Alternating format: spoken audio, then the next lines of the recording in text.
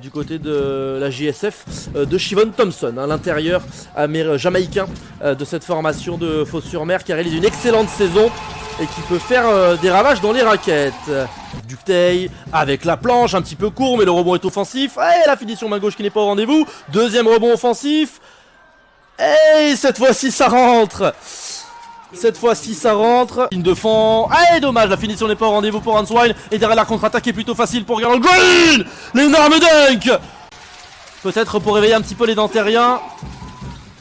Grâce à Ryan Brown qui aura mis les 2 tirs dans le jeu. Et c'est derrière puni tout de suite par Stephen Brown. On lui a laissé trop d'espace. Il y a 3 jours face à Paris. 24 points si je ne dis pas de bêtises. Il a été excellent et on sait que c'est un excellent joueur. Et ça y est, les Nantériens se réveillent un petit peu.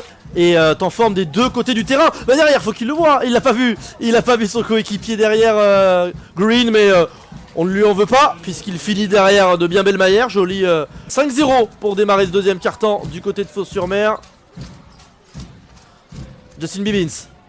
Allez, pour ouvrir le scoring du côté de Nanterre dans ce deuxième quart-temps. Faut que Fos-sur-Mer garde cet avantage et ce matelas très intéressant. Lilovic, bien joué, il a passé l'épaule. Et le panier, la faute. Ça, c'est très bien joué.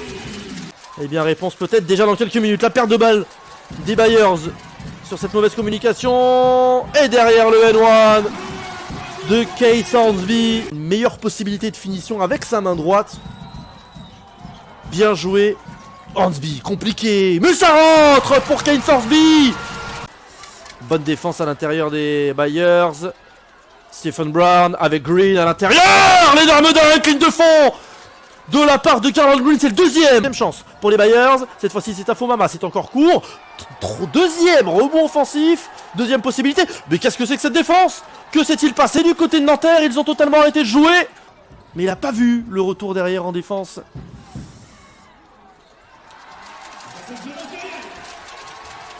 Bibbins. On va bien jouer ce jeu à 2, à 3, du soulier à 3 points, ça passe. Proposé Rémi Valin et sa formation.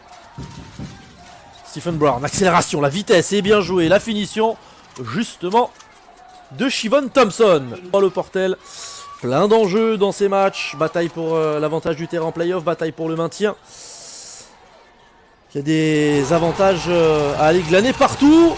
Doucouré, ballon perdu par le jeune Doucouré. Et récupéré aussitôt par Ryan Brown.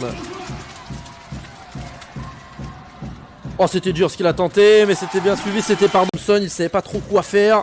Il était un petit peu perdu, il avait pas trop de soutien. Bibbins à 3 points, c'est court. Et le jeu de transition. Derrière, ça va vite pour les Bayers. Et la finition, facile. Ryan Brown. Il va repasser par Madiendia. Et allez, hop, la finition. Et c'est là-dessus que Nanterre reprend l'avantage dans cette partie. On se dans 5 secondes. Millard Barbic qui va céder de l'écran de passe à Ductey. Allez, Barbic, il va se lever, il est très loin. Mais il le met. Bien joué de la part du Milan Barbic. À 21 ans, il montre déjà. Et le point négatif, ce sont ces 15 ballons perdus. 12 ballons perdus pour Nanterre. Ce qui est beaucoup aussi. Et bien joué pour démarrer ce 4ème quart-temps avec les 2 points de la part de la part des Nantériens. On a vu des Bayers en difficulté. Mais qui ont su réagir aussi un petit peu, même si là c'est compliqué. Ryan Brown à la finition, et il n'y a plus que 2 points d'écart entre Fos-sur-Mer et Nanterre, 70-68. De la part du jeune Doucouré. McCall avec Green à l'intérieur, 2 secondes à jouer, tir en difficulté. Oh, il était en déséquilibre. Garland Green, Milan. Benjamin Sen. Oh, il a vu Bibbins tout seul dans le corner. Et le 3+1 pour Justin Bibbins. En novembre dernier, dans la défaite de Nanterre face au Portel. Petite info délivrée par Fred Mazéas que je salue. Alors que derrière, les Bayers. Ah bah la Benjamin Sen là qui est en difficulté. Il a trouvé Bibbins dans la course. Bien joué, la finition avec la planche. Bien joué de la part de Justin Bibbins. 31 points pour lui désormais.